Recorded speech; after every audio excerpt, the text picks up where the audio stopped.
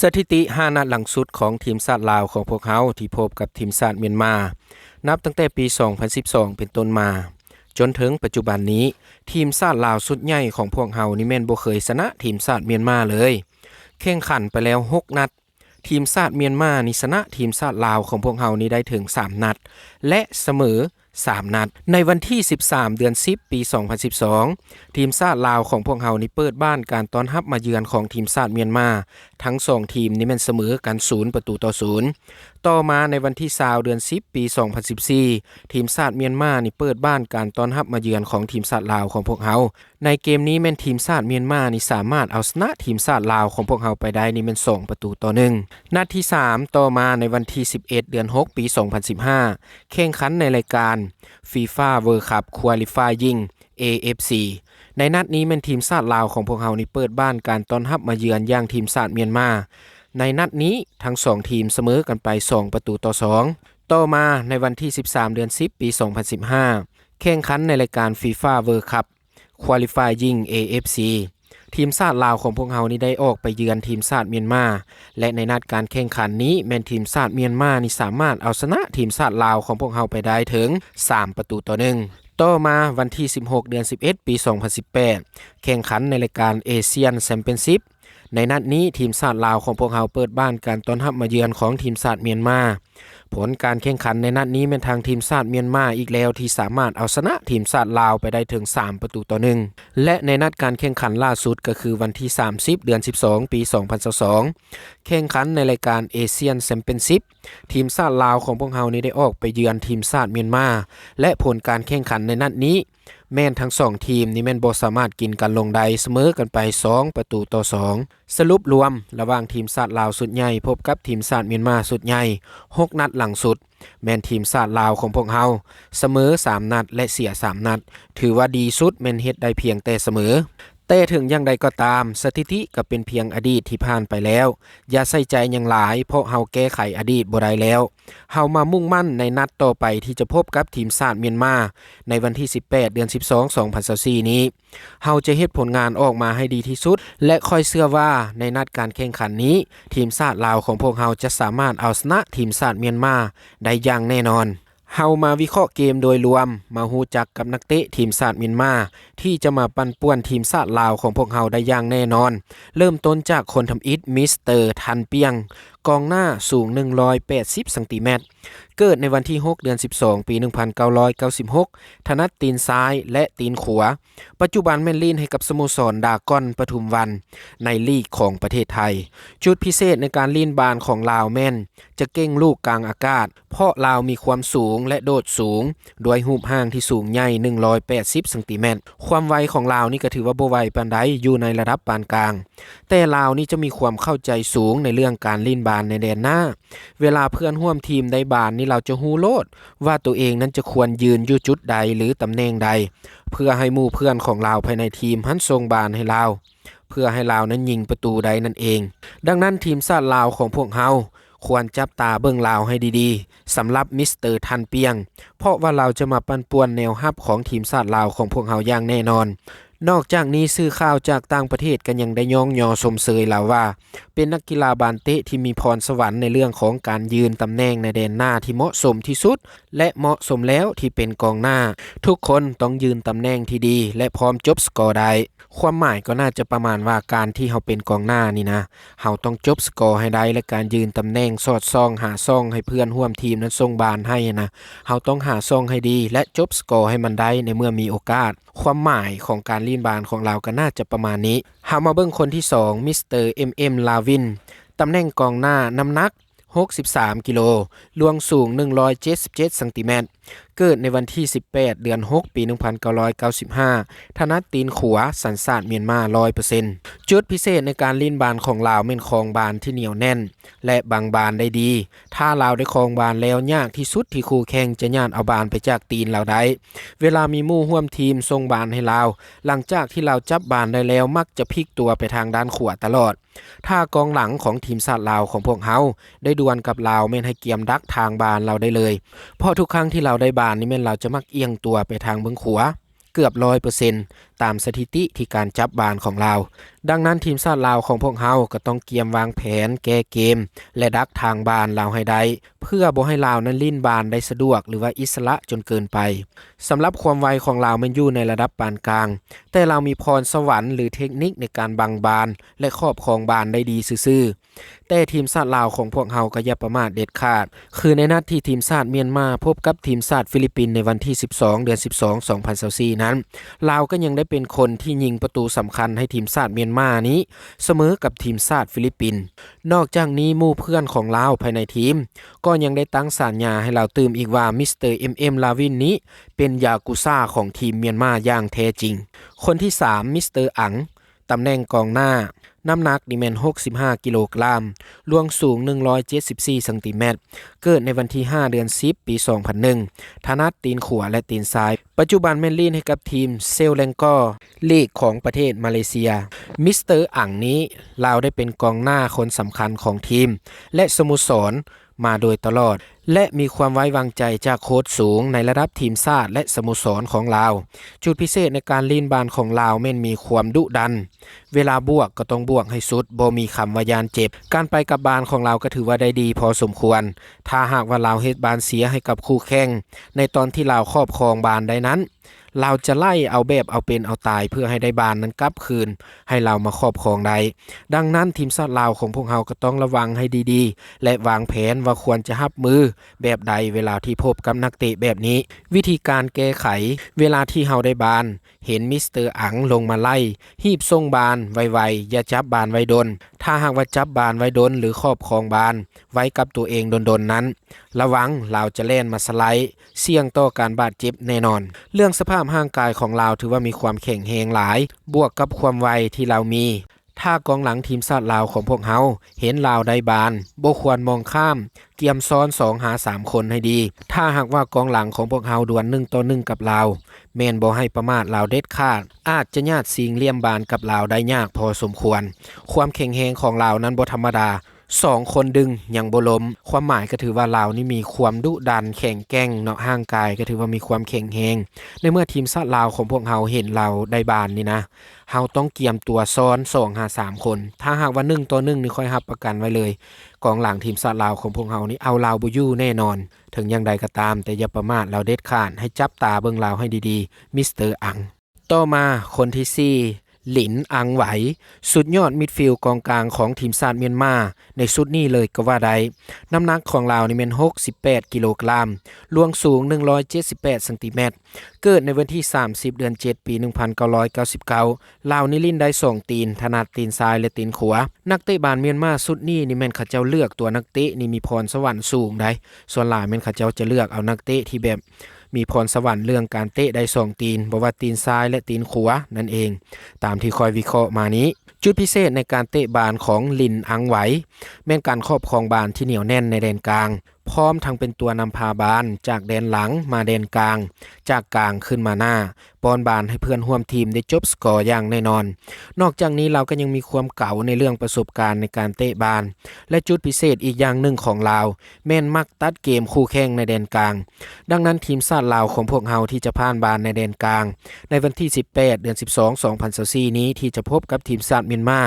แม่นต้องได้ดวลกับลาวอย่างแน่นอนนิสัยใจคอของลาวแม่นเฮ็ดฟาวล์คู่แข่งได้แต่พอเราขึ้นเกมมาแล้วเฮาเฮ็ดฟาวล์เราเกียมที่ตามเบิ่งลาวให้ดีๆแม่นลาวจะเข้าไปฟ้องผู้ตัดสินเพื่อขอใบเหลืองอย่างแน่นอนนี่ก็ถือว่าเป็นการบ้านของทีมชาติลาวของพวกเฮาอีกอย่างหนึ่งถ้าพบกับนักเตะแบบนี้ควรแก้ไขและรับมือแนวใดถือว่าทีมชาติลาวของพวกเฮาก็ต้องได้มีการวางแผนว่าเฮาสิหยุดลาวแบบใดสำหรับมิสเตอร์หลินอังไหวสำหรับคนที่5ที่จะมาปั่นป่วนทีมชาติลาวของพวกเฮามิสเตอร์ที่5กองหลังสูง180เซนติเมตรเกิดในวันที่13เดือน3ปี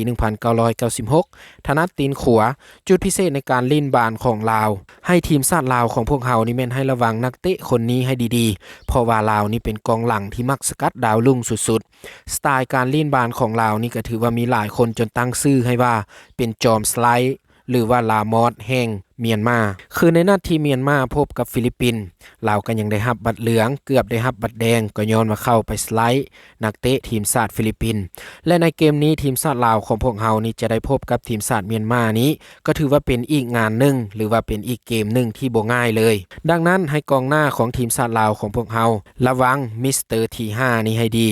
เพราะต้องได้คิดแก้เกมใหม่ให้ดีเวลาพบกับนักเตะแบบนี้ควรแก้เกมแบบใดสำหรับความไวของเราก็ถือว่าอยู่ในระดับปานกลางเพียงแต่ให้เฮาระวังเวลาที่เราได้บานเรามักจะเข้าบานแหงซื่อๆหลังจากที่ค่อยได้อ่านบทความนี้แล้วก็สไตล์การลีนบานของเราจุดพิเศษของเรานี่ให้เฮาคิดว่านี่การเข้าบานของเรานี่หุ่นแหงไหนมิสเตอร์ที5นี้บ่ว่าบานค่อยบานแหงนี่เรามักจะเข้าแบบสไลด์แล้วก็มักเปิดปุ่มดังนั้นทีมชาติลาวของพวกเฮาต้องได้ระวังให้ดีๆบางเทื่อทีมชาติลาวของพวกเฮาอาจจะขึ้นไปฮอดกรอบเขตโทษหรือว่าเฮาจะเปิดเกมหรือว่ากำลังสิยิงแต่ว่าลาวหันโดดสไลด์เข้ามานี่อาจจะเฮ็ดให้นักเตะหรือว่าน้องๆทีมชาติลาวของพวกเฮานี่บาดเจ็บก็เป็นได้นะตัวนี้ก็ต้องฝากถึงทีมชาติลาวให้เบิ่งดีๆให้แก้เกมลาวว่าเฮาสิแก้เกมแบบใดเวลาที่เจอกับนักเตะแบบนี้แต่ถึงอย่างใดก็ตามคอยเชื่อว่าทีมชาติลาวของพวกเฮานี่ก็มีวิธีและเทคนิคและคอยเชื่อมั่นว่านักเตะของพวกเฮาในชุดนี้ก็น่าจะมีวิธีการเอาตัวรอดเพราะว่าดีกรีระดับทีมชาติเมื่อทุกคนแล้วในวันที่18เดือน12ปี2024ทีมชาติลาวของพวกเขาแม้นจะได้มีการแข่งขันพบกับทีมชาติเมียนมาในนัดการแข่งขันนี้คอยคิดว่าทีมชาติลาวของพวกเขาแม้นจะสามารถเอาชนะทีมชาติเมียนมาได้อย่างแน่นอน3-1ย้อนหยังทีมชาติลาวจึงมีโอกาสที่จะชนะทีมชาติเมียนมาสูงเพราะว่าทีมชาติเมียนมาบ่ได้มีนักเตะที่โอนสัญชาติหรือว่านักเตะที่มีชื่อเสียงไปลีนในลีกของต่างประเทศและนักเตะบานทีมชาติเมียนมาสุดนี้ส่วนหลายก็แม่นนักเตะสัญชาติเมียนมา 100% ถ้าเทียบใส่กับทีมชาติลาวของพวกเฮาทีมชาติเมียนมาแม่นถือว่ายังเป็นรองทีมชาติลาวของพวกเฮาหลายพอสมควรและในนัดการแข่งขันนี้ทีมชาติลาวของพวกเฮาได้ออกไปยามทีมชาติเมียนมาแต่ถึงอย่างใดก็ตามทีมชาติลาวของพวกเฮาก็จงอย่าได้ประมาทเด็ดขาดเฮามาเบิ่งผลการแข่งขันของทีมชาติเมียนมาแม้ได้แข่งขันไปแล้ว2เกมที่1แม้ได้แข่งขันพบกับทีมชาติอินโดนีเซียและเสียให้กับทีมชาติอินโดนีเซียแม่น1-0ซึ่งได้แข่งขันในวันที่9เดือน12 2024ที่ผ่านมาเกมที่2ของทีมชาติเมียนมาแม้นได้ออกไปเยี่ยมยามทีมชาติฟิลิปปินส์ผลการแข่งขันของคู่นี้แม่นเสมอกันไป1-1แม่นได้แข่งขันในวันที่12เดือน12ปี2024และในเกมที่3เป็นทีมชาติเมียนมาจะเปิดบ้านการต้อนรับมาเยี่ยมยามของทีมชาติลาวของพวกเฮาที่จะได้แข่งขันในวันที่18เดือน12 2024ที่จะมาถึงนี้ผลการแข่งขันของ2คู่นี้แม่นค่อยให้ทีมชาติลาวของพวกเฮานี่มีโอกาสที่จะชนะทีมชาติเมียนมานี่ถึง3-1ถ้าหากว่ามีสุดยอดกองหน้าทีมชาติลาวของพวกเฮาอย่างมิสเตอร์บุญพจันทร์บุญกองได้ลงในนัดนี้แต่ถ้ามิสเตอร์บุญพจันทร์บุญกองบ่ได้ลงในการแข่งขันพบกับเมียนมานี้แม่นค่อยให้ทั้ง2ทีมเสมอกัน1-1เป็นหยังจังว่าแนวนั้นเพราะว่าถ้าหากว่ามีบุญพจันทร์บุญกองแม่นเกมบุกของพวกเฮาแม่นจะมีประสิทธิภาพสูงคือเฮาเห็นได้อย่างชัดเจนในนัดการแข่งขันที่พบกับทีมชาติฟิลิปปินส์ในวันที่15เดือน12 2024ที่ผ่านมาในนัดการแข่งขันนี้บ่มีบุญพจันทร์บุญกองลงย้อนลาวบ่สบายและเฮ็ดให้ทีมชาติลาวของพวกเฮาในแดนหน้านี้แม่นบ่มีเกมบุกที่หลากหลายต่างกับตอนที่มีบุญพจันทร์บุญกองเกมบุกในแดนหน้าของทีมชาติลาวของพวกเฮานี่แม่นมีสีสันหลายขึ้นนี่ก็คงจะเป็นคำตอบให้แฟนบานของพี่น้องชาวลาวทั่วประเทศได้รับรู้แล้วว่าการขาดมิสเตอร์บุญพจันทร์บุญกองไปก็เหมือนขาดใจและในนัดที่ทีมชาติลาวของพวกเฮาเปิดบ้านต้อนรับการมาเยือนของทีมชาติฟิลิปปินส์ในวันที่15เดือน12 2024ที่ผ่านมานั้นมีบุญพจันทร์บุญกองลงสนามค่อยกำลังตีแน่นอนเลยว่าทีมชาติลาวของพวกเฮาจะบ่เสมอกับทีมชาติฟิลิปปินส์อย่างแน่นอนแต่ถึงอย่างใดก็ตามขอให้บุญพจันทร์บุญกองหายดีแล้วกลับลงมาช่วยทีมชาติลาวให้ทันเด้อในวันที่18เดือน12 2024นี้ที่ทีมชาติลาวของพวกเฮาจะออกไปยามทีมชาติเมียนมาและจงนำพาทีมชาติลาวของพวกเฮามีชัยชนะและเก็บชัยชนะทีมชาติเมียนมาให้ได้เพื่อเป็นของขวัญปีใหม่ให้กับแฟนบาลชาวลาวของพวกเฮาทั่วประเทศค่อยขออวยพรให้ทีมชาติลาวหลังจากที่ค่อยได้เห็นผลงานของทีมชาติลาว และทีมชาติฟิลิปปินส์ที่เสมอกันไป1-1ในนัดการแข่งขันที่ผ่านมาและในนัดการแข่งขันนั้นถ้าหากว่ามีบุญพระจันทร์บุญกองลงยืนลงค้ำเกมในแดนหน้าค่อยเชื่อว่าทีมชาติลาวของพวกเฮานี้จะบ่เสมอกับทีมชาติฟิลิปปินส์อย่างแน่นอนในนัดที่เสมอกัน1-1นั้นในเมื่อบ่มีบุญพระจันทร์บุญกองแล้วก็เฮ็ดให้แดนหน้าของพวกเฮานี่ขึ้นเกมยากลำบากแต่กระถึงอย่างใดก็ตามแต่ว่าก็เป็นไปตามที่คอยวิเคราะห์ทีมชาติฟิลิปปินส์นี่แม่นเขาเจ้าครองบานได้ถึง 76%เขาเจ้าครองบานเหนียวแน่นอยู่ทีมชาติฟิลิปปินส์ชุดนี้บ่ว่าจะเป็นกองหลังกองกลางแต่สิ่งหนึ่งที่ขาดก็คือว่ากองหน้าเขาเจ้าแม่นยังขาดความคมก็คือที่เฮาได้วิเคราะห์ไปก่อนหน้านี้เฮามาเบิ่งผลการแข่งขันในวันที่15เดือน12 2024ที่ผ่านมาการแข่งขันของกลุ่ม B นี่แม่นได้แข่งขัน2คู่ในเวลา 17:30 นาทีเป็นทางทีมชาติลาวของพวกเฮาอันดับที่187ของโลกเปิดบ้านการมาเยี่ยมยามของทีมชาติฟิลิปปินส์อันดับที่145ของโลกผลการแข่งขันของคู่นี้แม่นเสมอกันไป1-1เฮามาเบิ่งว่าในเกมมีหยังเกิดขึ้นแด่ในนาทีที่34เนาะเป็นทางบาดิซิโมเฮ็ดบานเข้าประตูตัวเองเห็นให้ทีมชาติลาวของพวกเฮานี่ขึ้นนำทีมชาติฟิลิปปินส์ไปก่อน1-0หลังจากนั้นในช่วงเวลาทำอิฐก็บ่มีประตูเพิ่มเห็นให้ทั้ง2ทีมนี่ก็จบกันลงด้วยสกอร์นี้1-0สำหรับครึ่งเวลาที่2แม่นโค้ชของทั้ง2ทีมนี้แม่นได้มีการแก้เกมกันหลายพอสมควรจนมาฮอดในนาทีที่77เป็นทางซานโดเลเยสยิงประตูตีเสมอให้กับทีมชาติฟิลิปปินส์นำตีเสมอทีมชาติลาวได้1-1หลังจากนั้นเวลาที่เหลือทั้ง2ทีมก็บ่สามารถเฮ็ดประตูเพิ่มใดจบผลการแข่งขันลงด้วยสกอร์นี้เห็นให้ทีมชาติฟิลิปปินส์เสมอกับทีมชาติลาว1-1เฮามาเบิ่งสถิติการเตะบานของทั้ง2ทีมว่ามีหยังแน่สำหรับทีมชาติลาวของพวกเฮานี่ยิงทั้งหมด13ครั้งยิงเข้ากรอบ2ครั้งฟาวล์15ครั้งเตะลูกฟรีคิก18ครั้งได้ลูกเตะมุม5ครั้งได้บัตรเหลือง3บัตรสำหรับการครองบานทีมชาติลาวของพวกเฮาในนัดที่พบกับฟิลิปปินส์นี่ถือว่าเฮ็ดบ่ได้ดีพอปานใดเนาะเพราะว่าครองบานได้เพียงแต่ 24% สำหรับทีมชาติฟิลิปปินส์ยิงทั้งหมดนี่แม่น14ครั้งยิงเข้ากรอบนี่5ครั้งฟาวล์15ครั้งได้ลูกเตะมุมนี่6ครั้งฟรีคิกนี่แม่น16ครั้งแต่ว่าเขาเจ้ามีความโดดเด่นในการครองบานถือว่า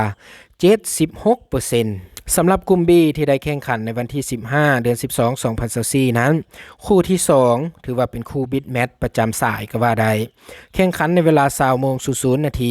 อันดับที่119ทีมชาติเวียดนามเปิดบ้านการต้อนรับมาเยี่ยมยามของทีมชาติอินโดนีเซียอันดับที่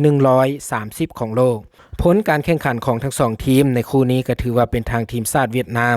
สามารถเอาชนะทีมชาติอินโดนีเซียไปได้1-0สำหรับการแข่งขันของทีมชาติอินโดนีเซียพบกับทีมชาติเวียดนามนี้ครึ่งเวลาทำอิฐแม่นทั้ง2ทีมเปิดเกมบุกใส่กันหลายพอสมควรแต่ว่าทั้ง2ทีมก็ยังจบด้วยผลเสมอ0-0จนมาฮอดในนาทีที่77ครึ่งเวลาที่2เป็นทางซุปเปอร์สตาร์ของทีมชาติเวียดนามเหงียนกวงไฮเห็นให้ทีมชาติเวียดนามนี้สามารถเอาชนะทีมชาติอินโดนีเซียและในช่วงเวลาที่เหลือหลายพอสมควรทั้ง2ทีมก็บ่มีประตูเพิ่มเฮามาเบิ่งสถิติการครองบานหรือว่าการยิงของแต่ละทีมนั้นมีน้อยหลายส่าใดเริ่มจากทีมชาติเวียดนามได้ยิงทั้งหมดนี่แม่น18ครั้งยิงเข้ากรอบนี่4ครั้งฟาวล์12ครั้งได้ลูกเตะมุมนี่แม่น7ครั้งลูกฟรีคิกนี่แม่น17ครั้งได้รับบัตรเหลืองนี่แม่น1บัตรและทีมชาติเวียดนามนี่มีความโดดเด่นในการครอบครองบานที่เหนียวแน่นตลอดเวลาการแข่งขัน90นาทีทีมชาติเวียดนามนี่สามารถครองบานได้ถึง 72% สำหรับทีมที่มาเยี่ยมยามอย่างทีมชาติอินโดนีเซียถือว่ายิงน้อยอีหลีเนาะยิงได้ทั้งหมด2ครั้งยิงเข้ากรอบ1ครั้งฟาวล์นี่แม่น16ครั้งได้ลูกเตะมุม2ครั้งได้ลูกฟรีคิกนี่แม่น13ครั้งได้รับบัตรเหลือง1บัตรการครอบครองบานถือว่าเฮ็ดได้น้อยพอสมควรครองบานได้เพียงแต่ 28% เท่านั้นสรุปตารางคะแนนของแต่ละทีมเฮามาเบิ่งกลุ่ม B อันดับที่1นี่แม่นทีมชาติเวียดนามแข่งขันไปแล้ว2นัดชนะ2นัดประตูได้เสียบวก4มี6คะแนนเต็มอันดับที่2แม่นทีมชาติอินโดนีเซียแข่งขันไปแล้ว3นัดชนะ1นัดเสมอ1นัดและเสีย1นัดประตูได้เสียบวก0มี4คะแนนอันดับที่3แม่นทีมชาติฟิลิปปินส์แข่งขันไปแล้ว2นัดเสียเบิด2นัด ประตูได้เสียบวก0มี2คะแนนอันดับที่3แม่นทีมชาติฟิลิปปินส์แข่งขันไปแล้ว2นัดเสมอทั้ง2นัดประตูได้เสียบวก0มี2คะแนนอยู่อันดับที่3อันดับที่4แม่นทีมชาติลาวของพวกเราแข่งขันไปแล้ว3นัดเสมอ2นัดเสีย1นัดประตูได้เสียนี่แม่น-3มี2คะแนนอันดับที่5แม่นทีมชาติเมียนมา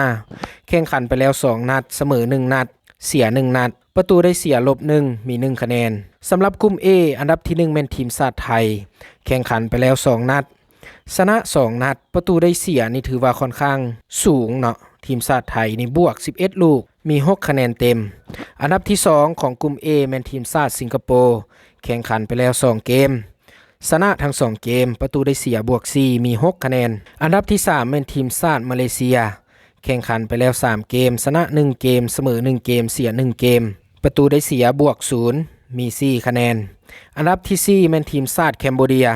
แข่งขันไปแล้ว2เกมเสมอ1เกมและเสีย1เกมประตูได้เสีย-1มี1คะแนนอันดับที่5แม่นทีมชาติติมอร์เลสเตแข่งขันไปแล้ว3เกมเสียทั้ง3เกมประตูได้เสีย-14มี0คะแนน